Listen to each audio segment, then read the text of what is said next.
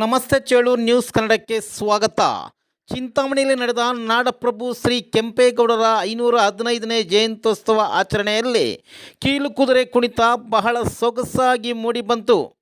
ಕೀಲುಕುದುರೆ ಕುಣಿತ ಒಂದು ಜನಪದ ಕಲೆಯಾಗಿದ್ದು ನಮ್ಮ ಕರ್ನಾಟಕದಲ್ಲಿ ಮತ್ತು ನೆರೆಯ ಆಂಧ್ರ ಪ್ರದೇಶದಲ್ಲಿ ಬಹಳ ಪ್ರಚಲಿತ ಕುಣಿತವಾಗಿದೆ. ಆಂಧ್ರದಲ್ಲಿ ಕೀಲುಗುರ್ರಂ ಎಂತಲೂ ಕರೆಯುತ್ತಾರೆ. ಸಾಮಾನ್ಯವಾಗಿ ಕೀಲುಕುದುರೆ ಕುಣಿತ ಕಲಾವಿದರು ರಾಜ ರಾಣಿಯರಂತೆ ವೇಷಭೂಷಣವನ್ನು ಧರಿಸಿ ಮುಖಕ್ಕೆ ಬಣ್ಣ, ಕಾಲಿಗೆ ಗೆಜ್ಜೆಗಳನ್ನು ಹಾಕುತ್ತಾರೆ. ಹೆಣ್ಣು ಮತ್ತು ಗಂಡ ವೇಷಗಳ ಜೊತೆಯಲ್ಲಿ ಕುಣಿಯುವುದು ರೂಢಿ. ತಮಟೆ ಸದ್ದಿಗೆ ಲೀಲಾಜಾಲವಾಗಿ ಕುಣಿಯುವ ದೃಶ್ಯ ಎಲ್ಲರನ್ನೂ ಗಮನ ಸೆಳೆಯಿತು.